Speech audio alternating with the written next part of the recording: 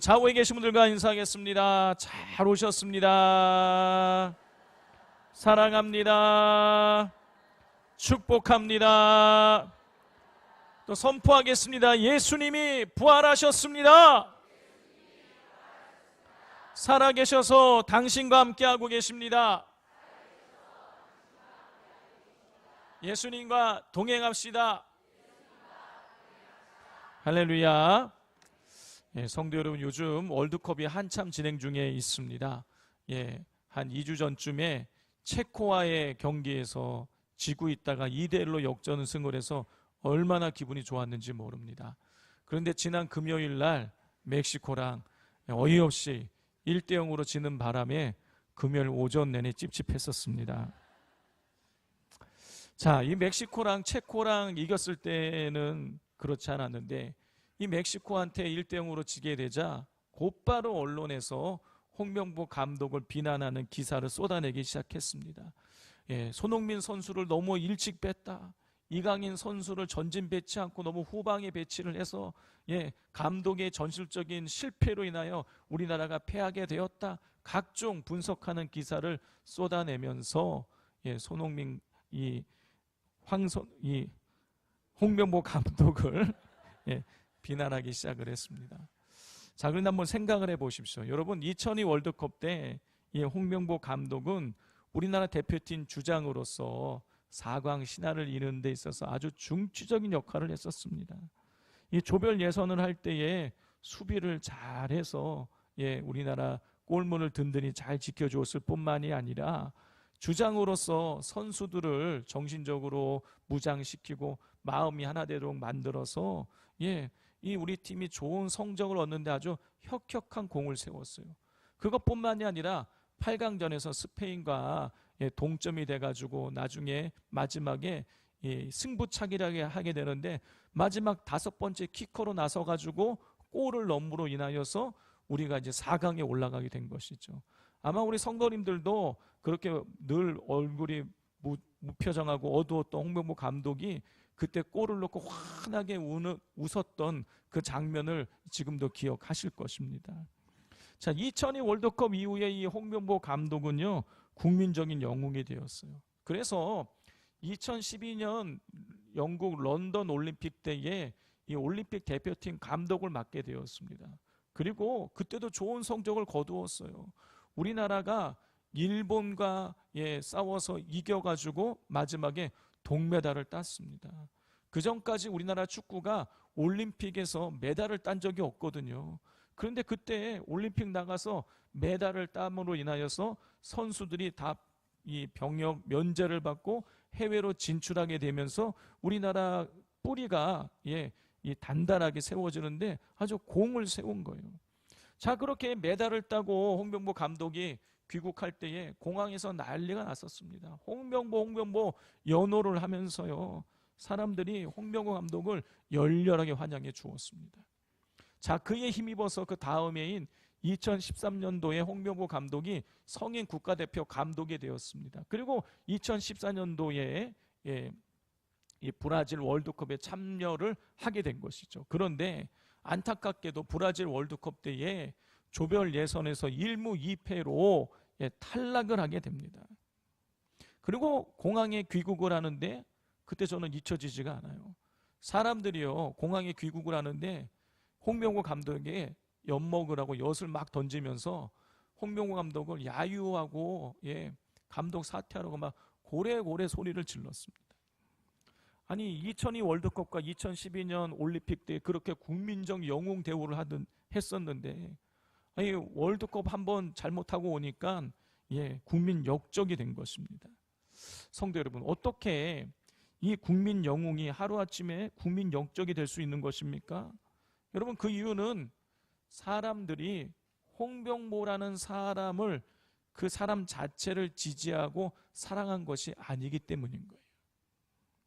사람들은 이 홍명보 감독과 선수가 안겨준 승리의 기쁨을 사랑한 것이지 홍명보라는 사람을 사랑한 것이 아니기 때문에 언제 그랬냐는 듯이 내가 원하는 기쁨이 주어지지 않으니까 손바닥 뒤집어가지고 비난할 수 있는 것입니다.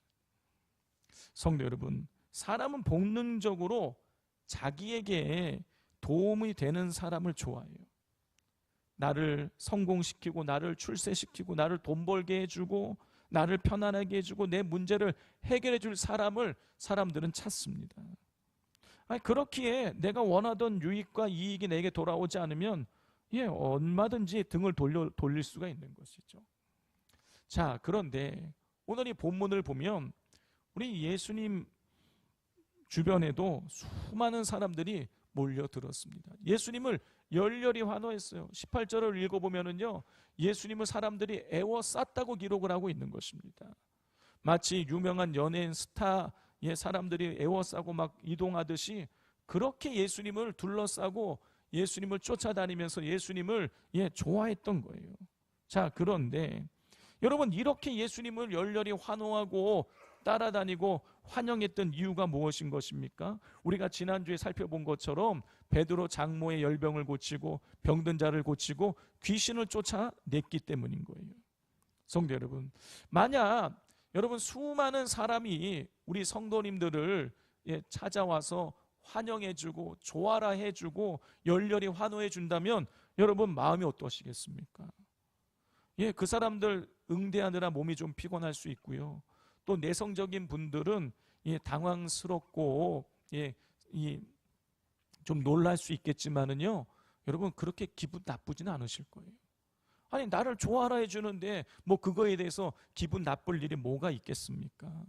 그래서 조금 더 좀 적극적이신 분들은요, 나 환영해주는 사람 한 사람 찾아다니면서 만나가지고 악수도 하면서 친목을 막 도모하실 거예요. 자, 그런데 오늘 이 본문을 보면 그렇게 수많은 사람들이 예수님을 둘러싸고 예수님을 열렬히 환호하고 있는데 예수님께서 조금 의외의 반응을 보이십니다. 자, 우리 18절을 같이 한번 읽어보겠습니다. 시작.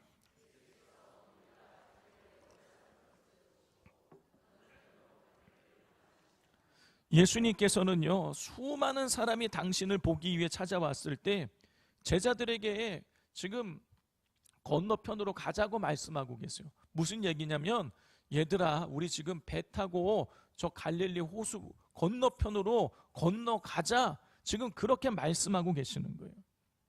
여러분, 예수님은요, 당신을 그렇게 열렬히 환호하고 있는 그 사람들을 피하고 싶으셨던 거예요. 자, 오늘 이 본문은요, 그렇게 당신을 열렬히 환호하는 그 사람들을 피하고자 하시는 그 예수님의 모습을 통해서 우리에게 아주 중요한 질문을 한 가지 던지고 계세요. 그건 뭐냐면, 예수님이 찾으시는 사람은 어떤 사람이냐는 거예요.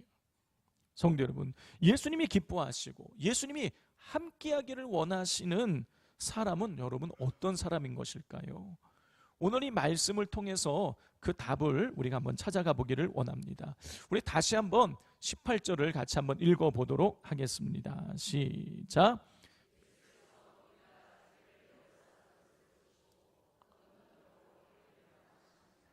성도 여러분, 예수님께서 베드로 장모의 열병을 고치시고 수많은 병자와 귀신 들린 자를 회복시키시자 가버나움 전체가 발칵 뒤집혔어요. 수많은 무리가 예수님을 보고자 애워쌌고 열광하며 쫓아다니기 시작했습니다. 요즘 식으로 말하자면 여러분 놀라운 부흥이 일어나게 된 거예요. 자, 그렇다면 물 들어올 때 노저으라고 예수님께서는요, 이 가버나움이라는 동네에 더 남으셔가지고 더 많은 사람을 고치시고 만지시고 만나시고 귀신도 내어 쫓으시면서 당신의 세력을 확장시켜 나가야 하는 것이 세상의 당연한 이치인 거예요. 그런데 예수님께서는요, 그렇게 무리가 당신을 애워싸고 당신에 대해서 열광을 하고 있을 그때에 배를 타고 건너편으로 건너가자고 지금 명령을 내리시고 계시는 거예요.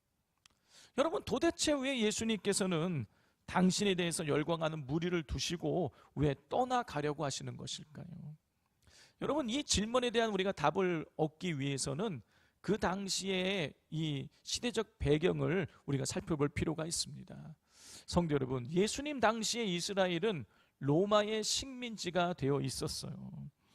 여러분, 일제강점기 때 일제가 우리나라 많이 수탈해서 우리나라 사람들의 삶이 힘들지 않았습니까? 괴롭혔잖아요. 마찬가지로 여러분, 이스라엘도요, 로마의 식민지를 살면서요, 괴롭힘을 많이 당했어요. 로마가 무리한 세금을, 무거운 세금을 부과해가지고 경제적인 궁핍함을 겪고요, 로마의 군사들에 의해서 억압을 많이 당했어요. 이스라엘 백성들의 삶이 녹록지가 않았던 것입니다. 당연히 이스라엘 백성들은요, 로마의 식민지에서 벗어나기를 원하고 있었어요. 그러다 보니까 자연스럽게 구약 시대에 예고되어 있는 그 메시아를 기대하게 된 거예요. 이스라엘 백성들은요, 구약 성경에 약속된 그 메시아가 오게 되면 이 로마를 물리치고 자기들을 해방시켜 줄 것이라고 믿었어요. 여러분, 이 당시에 이스라엘 백성들이 기다리던, 생각하던 그 메시아는요, 자신들을 이 로마라는 이 압제로부터 구해줄 정치적인 메시아였던 거예요. 그런데 이런 상황 가운데 예수님께서 나타나셔서 병자를 고치시고 귀신을 내어 쫓으시고 권세 있는 말씀을 증거하시니까 사람들 보기에는요, 와, 이 사람이 구약시대에 예고되어 있었던 그 메시아구나. 이 예수라는 사람이 로마를 물리치고 그 권능 있는 힘을 가지고 로마를 물리치고 우리나라를 해방시켜 주겠구나 하면서 예수님을 따라다니기 시작한 거예요. 예수님을 영적인 구원자로 생각한 것이 아니라 정치적인 독립을 줄 정치적인 메시아로 이스라엘 사람들이 생각한 것이죠. 예수님께서는 이 점을 경계하셨던 거예요.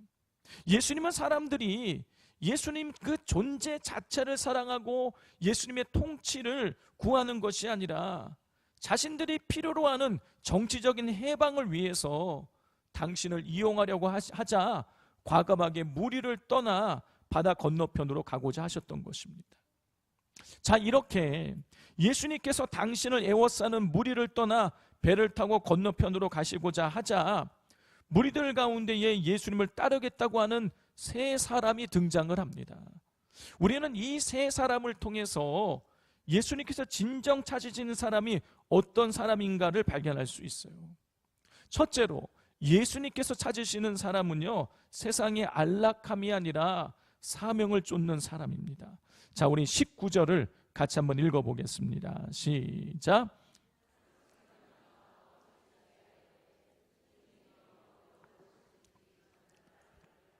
자, 예수님께서 제자들과 건너편으로 막 건너가시려고 하는데 그때 한 서기관이 나타나서 뭐라 그러냐면 예수님한테 선생님이요, 어디로 가시든지 저는 따르겠습니다, 이렇게 말했어요. 성도 여러분, 당시의 서기관은요, 대단한 사람이었습니다. 그 당시에 이스라엘은요, 성경의 율법이 곧 법이 되는 시대였어요. 그런데 이 서기관은 이 율법을 해석하고 기록하고 가르치는, 그래서 그 율법을 가지고 사람을 재판도 할 수 있는 막강한 권한을 가지고 있었던 사람이에요. 그 당시로 보자면 지배계층이었어요. 기득권이었어요. 자, 그런데 그런 대단한 힘과 권력을 갖고 있는, 신분을 가지고 있는 이 서기관이 갈릴리 그 나사렛 촌동네에 살고 있는 그 배경도 없는, 이름도 듣도 보도 못한 그 예수님을 찾아와 가지고 예수님한테 선생님, 랍비라고 부르면서 선생님이 가는 곳이면 저도 어디든 따라가겠습니다, 이렇게 말을 하고 있는 거예요. 여러분, 그 대단한 권력과 힘을 가지고 있었던 이 서기관이 왜 예수님을 랍비라고 부르면서, 선생님이라고 부르면서 이 선생님을 내가 따르겠다고 그렇게 말을 하고 있는 것일까요?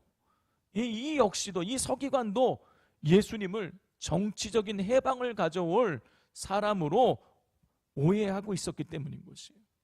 서기관 생각에는요, 와, 저 예수라는 사람이, 저 청년이 귀신도 내어 쫓고 병자도 고치고 권세 있는 말씀으로 사람들에게 말씀을 전하며 사람들에게 인기를 끄는 거 보니까 반드시 저 사람이 그 자기가 가지고 있는 그 권능을 가지고 힘을 가지고 로마를 없애버리고 로마로부터 이스라엘을 해방시키고 이스라엘의 왕이 될 것이다. 그러니 내가 이 사람을 따라다녀 지금 잘 줄을 대놓으면 나중에 나도 한 자리 차지할 것이다 라는 생각을 가지고 예수님을 찾아온 것입니다. 예수님께서 이렇게 자기의 이익을 얻기 위해서 정치적인 계산을 깔고 예수님을 따르겠다고 하는 이 서기관에게 이런 말씀을 하셨어요. 자, 우리 20절을 같이 한번 읽어보겠습니다. 시작.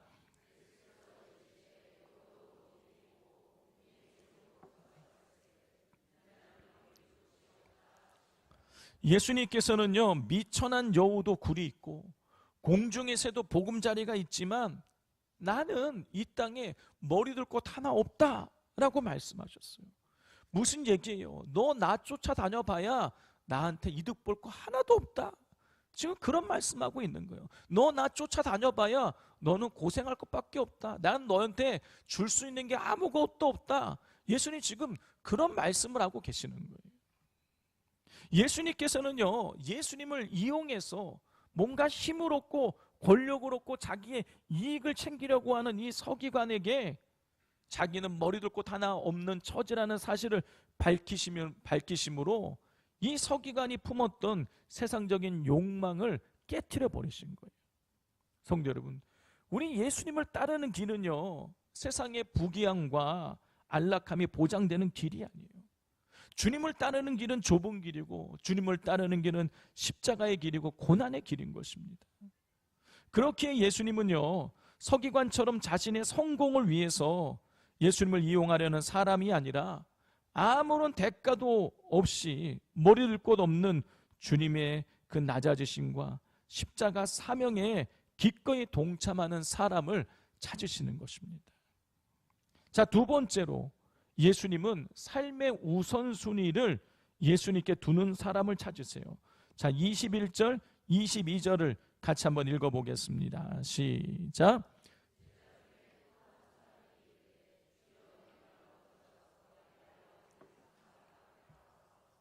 예수께서 이르시되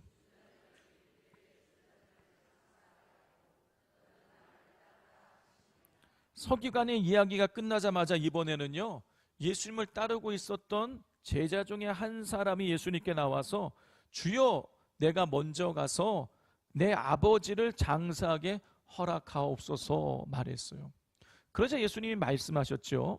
죽은 자들이 그들의 죽은 자들을 장사하게 하고 너는 나를 따르라.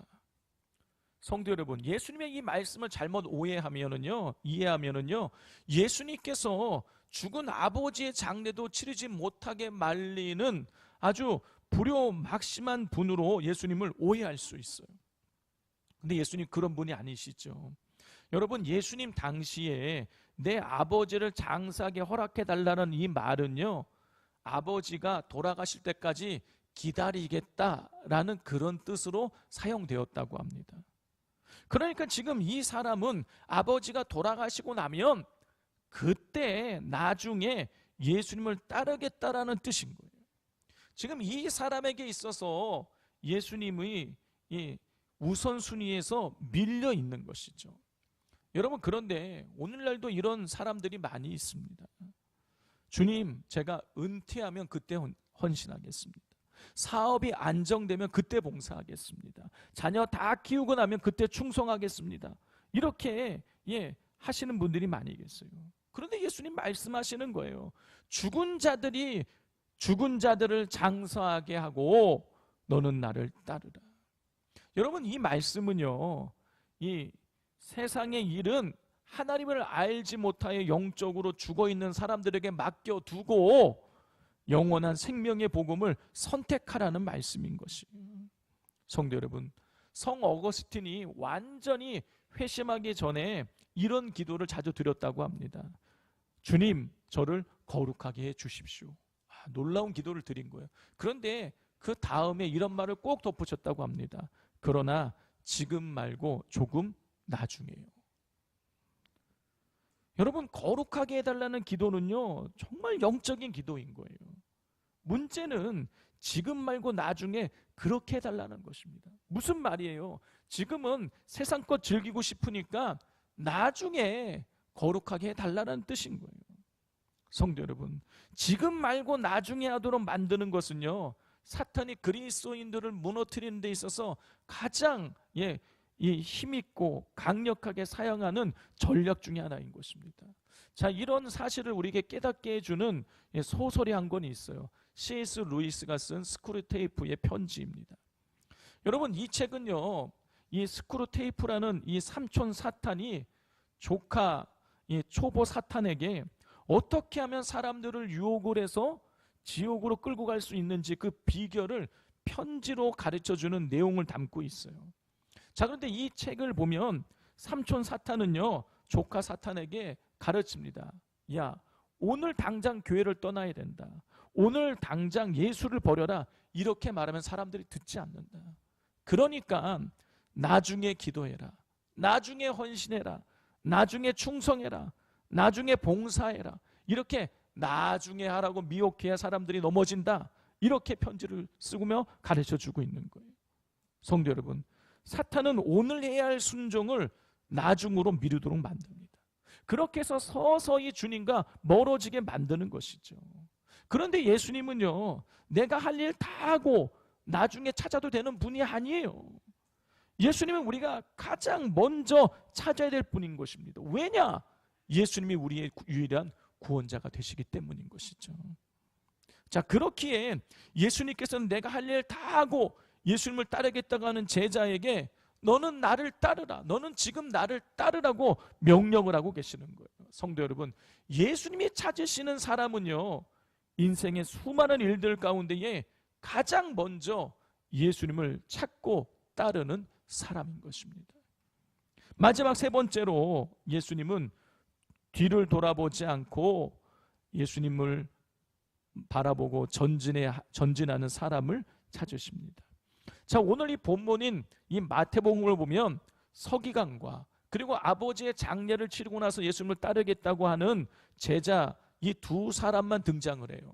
그런데 같은 내용을 기록하고 있는 누가복음 9장을 보면 이 마태복음에는 없는 세 번째 사람이 등장을 합니다.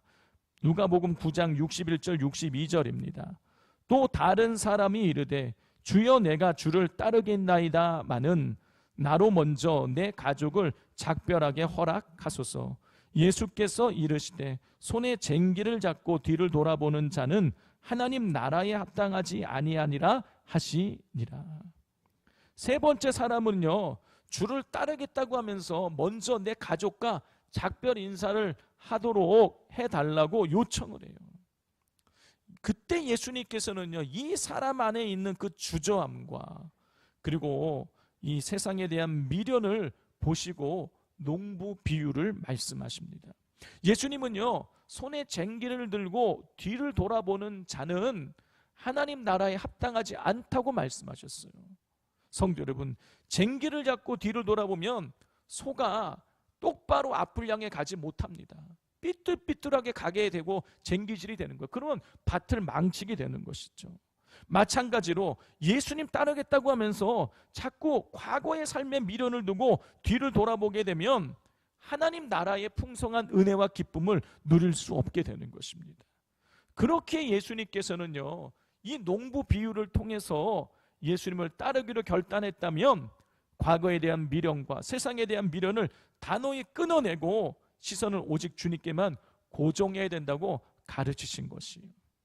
자, 이렇게 보았을 때 예수님이 찾으시는 사람은요, 세상의 미련을 두고 뒤를 돌아보며 주저하는 사람이 아니라 오직 예수님만을 바라보고 시선을 예수님께 고정하고 예수님을만 따라가는 사람인 것입니다. 성도 여러분, 오늘 본문에 세 사람이 등장했습니다. 첫 번째 사람은 예수님을 통해 무엇을 얻으려고 했어요. 두 번째 사람은 나중에 따르겠다고 했습니다. 세 번째 사람은요, 뒤를 돌아보았어요. 모두 예수님이 찾으시는 사람이 아니었습니다. 예수님이 찾으시는 사람은요, 예수님을 사랑하고 예수님을 지금 따르고 예수님을 따를 때 뒤를 돌아보지 않고 따르는 사람이었습니다. 그렇기에 예수님을 따르기 위해서는요, 절제하고 나를 절제하고 내 인생 전체를 주님께 맡기는 결단이 있어야 하는 것입니다. 자, 이런 사실을 잘 보여주는 실화가 있습니다. 자, 1900년대에 이 영국의 탐험가 어니스트 세틀턴이라는 사람이 살고 있었습니다. 그는 1914년도에 아무도 가보지 않은 그 남극 대륙을 횡단하기 위해서 함께 목숨을 걸 대원들을 모집하는 짧은 광고를 냈습니다. 광고 내용은 이런 거예요. 위험한 여행, 적은 보수, 혹독한 추위, 긴 어둠의 시간, 무사귀한 보장 없음, 성공할 경우 명예와 인정. 성도 여러분, 이상하지 않습니까? 보통 사람을 모집하려면요, 좋은 조건을 내세워야 되는 거예요. 높은 보수를 보장합니다. 안락하고 편안한 숙소를 제공하겠습니다. 안전하고 쾌적한 여행이 될 것입니다. 이렇게 좀 사탕발림하는 광고를 내야 사람들이 구름처럼 몰려올 것이에요. 그런데 이 셰틀턴은요, 정반대로 광고했어요. 위험하다, 월급이 적다, 그리고 지독하게 춥다, 수개월 동안 해가 뜨지 않기 때문에 긴 어둠 속에 갇혀 있어야 된다, 살아 돌아온다고 해도 보장되는 건 아무것도 없다, 이렇게 광고를 했어요. 자, 그런데 여러분, 이 광고를 듣고 많은 사람들이 지원을 했고, 그 지원한 사람들을 또 선별하고 해서 자기과 함께 고생과 죽음조차도 불사할 수 있는 강인한 탐험대원들을 찾을 수 있었다고 합니다. 성도 여러분, 예수님께서 제자들을 부르시고 대하시는 방법도 이와 똑같으세요. 예수님은 우리를 제자로 부르실 때에 사기꾼처럼 사탕 발림해가지고 사람들의 환심을 사지 않았어요. 나를 따르면 모든 일이 다 잘 될 거다.